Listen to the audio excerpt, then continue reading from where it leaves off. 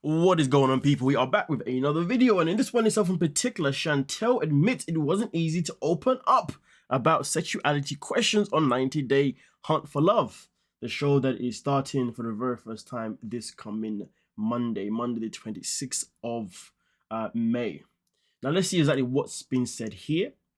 Chantel admitted it wasn't easy to open up about her questions regarding her sexuality on 90-Day Hunt for Love during an exclusive interview with In Touch. "You will see me doge my feelings about my sexuality," Chantel, 34, exclusively told In Touch on US Weekly and TLC's party celebrating 90-Day Hunt for Love on Monday. Monday, May 19th in New York City. "And it's not easy, but it's something that you have to see on Hunt for Love." We continue here where she also says, or the article says, Chantel went on to admit that she was still surprised she spoke about the topic so candidly on the latest 90-Day Fiancé spin-off. "I saw the first episode teaser and I realized that I was talking about it then," she said. "It's still kind of shocking to know that's like really my reality."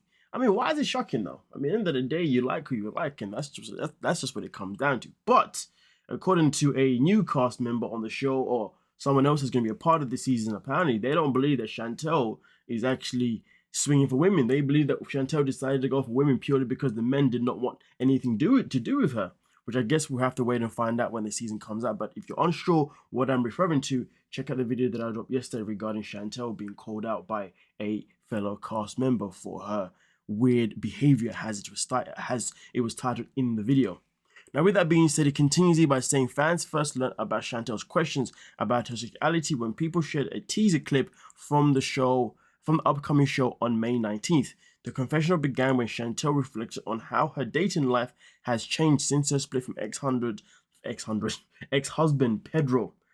I mean, since the split of that marriage anyway, we have seen her go on dates with men, to be honest with you, so Either way, though, we continue here where it says, 8 years ago, even when I got married to Pedro, I hung up my dating skills and I never thought I would ever need them again, she explained in a confessional. However, she noted that her divorce wasn't the only reason she had new feelings about pursuing romantic relationships.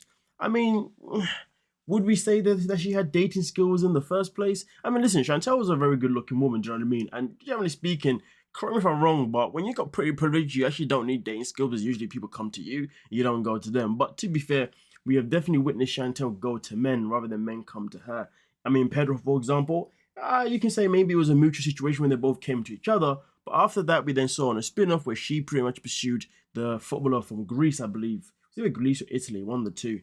And, you know, we saw how that didn't exactly plan out itself in particular. But hey, either way, though, it is never too late to obviously learn or to regain your skills. But to be honest with you, if you've got a social life throughout your whole life, you actually don't need to actually regain any dating skills, because if you know that you can socialize, that's all you got to do when it comes to dating. Like legit, I feel like people overthink it, especially in today's society when people are talking about, oh, rate my Riz game out of 10. What the hell are you talking about Riz game? The most stupidest thing ever. Honestly, the only way you can actually have a good dating skill like method is just by being yourself.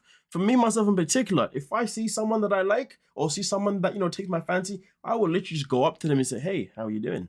Or depending on the environment, you know, if it's the gym or whatever, I may go over to, "Hey, I see you having a good session, you know, I'm here if you need any help." Just what I'm saying, something friendly, something nice, something warm, you know? It doesn't have to be flirtatious. To be fair, I've never actually introduced myself in a flirtatious way. I've always introduced myself in a way that says, "Hey, how you doing?" You know what I'm saying? Depending, but obviously my words will be based on the scenario. If I was out on a night out, literally I'd be like, "Hey, hope you girls having a good time." You know what I mean? Obviously, what brings you out today? Are you celebrating? Blah, blah, blah. Just something simple, you know? And then all of a sudden you're now talking about your shit. Now, of course, if the person is not interested in you, well, then the reaction is always going to be, go away. It's going to be a no, or it's going to be whatever. Do you see what I'm saying? But if somebody rejects you due to just approaching them nicely, it does not mean your game is bad. It just means that person just wasn't into you. Because everybody knows if somebody wants you and they find you attractive, realistically, no matter what you say, as long as you say it with confidence, they're gonna respond. And if anything, they're gonna make the whole experience super easy for you, because then all of a sudden you're going back and forth. But if you go into it with a bunch of nerves, like, hey, how are you doing?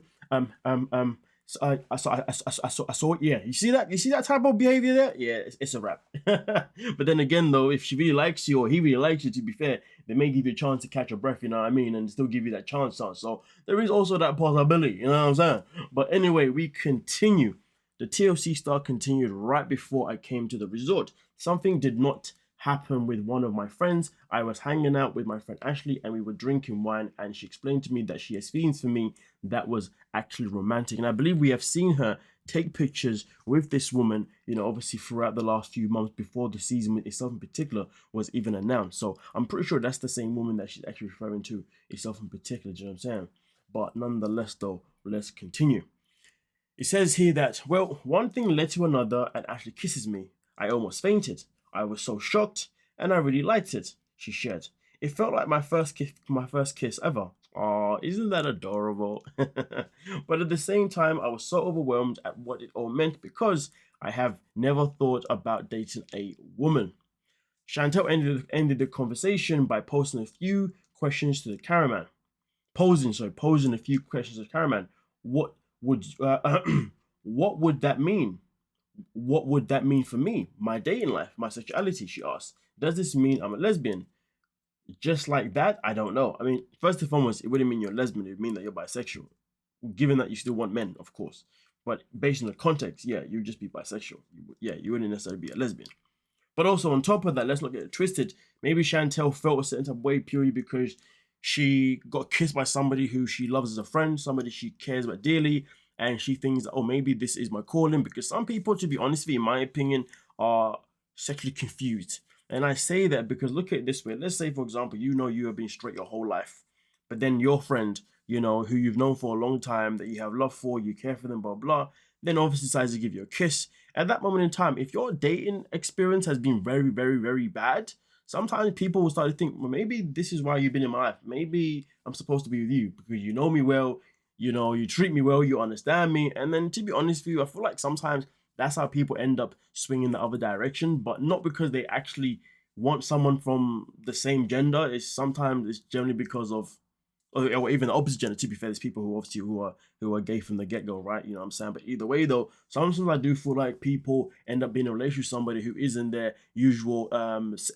biological type or sexual type, whatever, due to just the fact that they've got a poor experience of dating, and they think that maybe this is my calling, and then emotions is what kind of gives them that arousal feeling, but doesn't necessarily give them that I feel complete feeling. So people end up kind of settling, and then shit hits the storm. I'm just saying it's something that I've heard happened. So it's a possibility that with Chantel, it may not be the case where she is bisexual. It could be the case of where she's had a very bad experience with relationships, and one of her female friends decided to put it onto her, and she thought, oh, maybe this is it. Maybe this is my calling. Some people have that type of mindset, and Chantel kind of gives me that vibe. But nonetheless, though, it continues by saying viewers were first introduced to Chantel when she and Pedro, 33, documented their relationship on season 4 of 90 Day Fiance. And that is something that we have definitely rediscovered recently on this channel.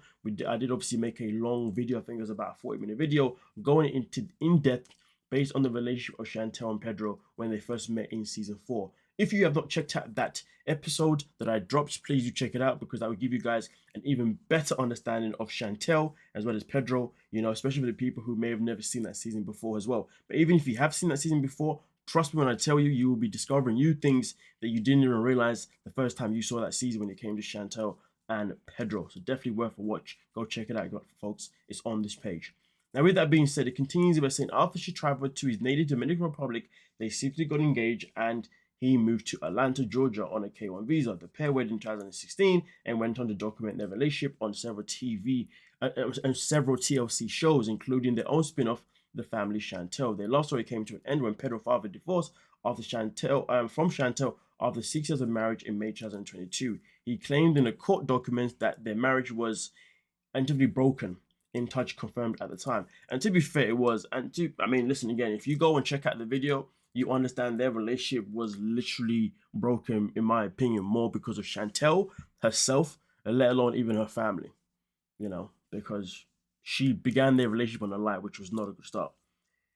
And then, of course, it finishes off here by saying the split escalated and both Chantel and Pedro were issued mutual restraining orders, which prevented them from doing or attempting to do or threatening to do any acts of injuries, mail threats, vilifies, intimidates, molest, and harass the advice. I am so product. Do you know what? I messed up the whole reading of this last bit. I do apologize, ladies and gentlemen. Both of their restraining orders went into effect in July 2022 after a messy divorce process. Chantel and Pedro's divorce was eventually finalized during the season 5 of The Family Chantel. Well, with that being said, folks, let me know your thoughts down below regarding Chantel now, now in a position where she does not mind, shall I say, or has now realized that she may be a bisexual. Let me know your thoughts and we can talk about it. Don't forget to like, subscribe, and of course, peace.